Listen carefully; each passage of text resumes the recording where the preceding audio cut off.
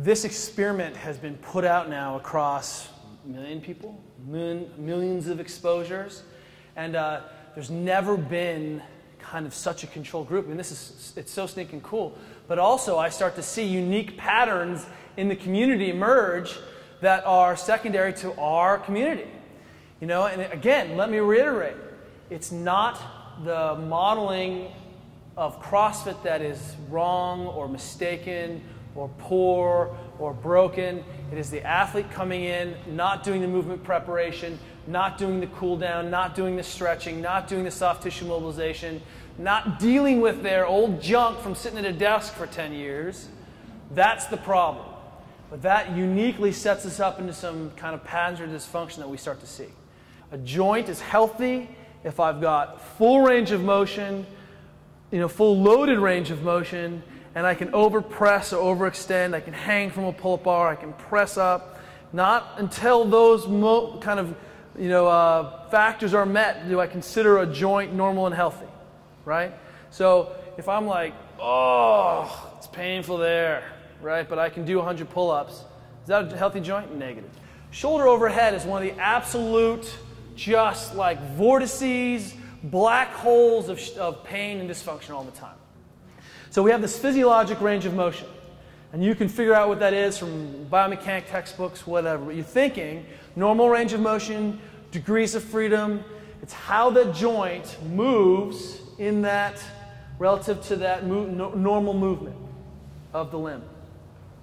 A passive accessory movement is how the small joint adjustments that happen within the joint, specifically I'm talking about roll, slide, and glide of that joint within the joint capsule, the small movements, these things called passive accessory movements that facilitate that physiologic movement. We can do a lot when someone is, in this kind of stable condition. I know you've been discharged from physical therapy. You can start putting weight over your head.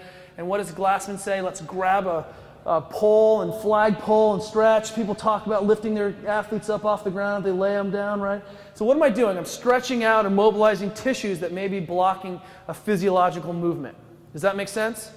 Do I have to know precisely what it is? No, but whatever is in this side, it's short and it's stiff, and that's good enough for me. Well, obviously it's the distal head of the teres minor, it doesn't matter so much. You're like, oh, I'm tight in this range.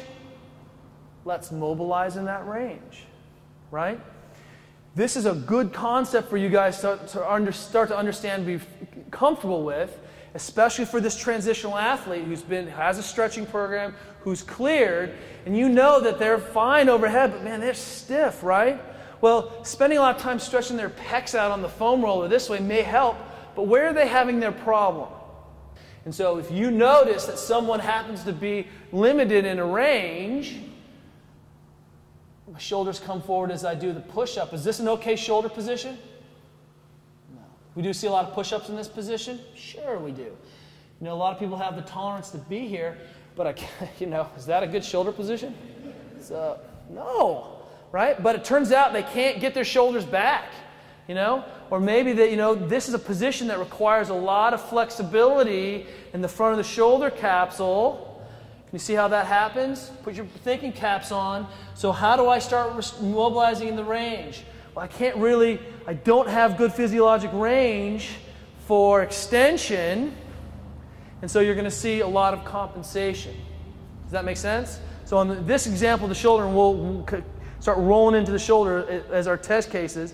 If I don't have a lot of extension, I'm going to compensate to make that extension happen, right? Arm, this is flexion, this is extension, right? You guys with me? The passive accessory motion, the roll, slide, and glide that goes on with it, can't be done by you. You have to have someone trained to feel the joint, put their hands on, and mobilize that joint and feel where that point of restriction is within the joint. That's the job for a professional person. But you can take off all the physiologic range stuff, right? Because you know how to stretch, you know how not to stretch, you know what to do to get people to contract, relax, isometric shutdown, active integrative stretching, reciprocal inhibition. It doesn't matter what it is you're using. having people flagpole, oh, you're stiff there? Let's spend 90 seconds or 2 minutes just open and work in that space. Eva just came up with what she calls her overhead squatting machine. She takes a bar and PVC pipe and puts it in 2 gymnastics rings and sets it up high, and then just has people overhead squat and just hang out in that position for a while and find out where they're tight. And lo and behold, they always overhead squat better after that, right? Because they're mobilizing at that point of restriction. So you're starting to think that. If you see that, you know that you're having a hard time getting your arms back. How do we mobilize that? What's going on?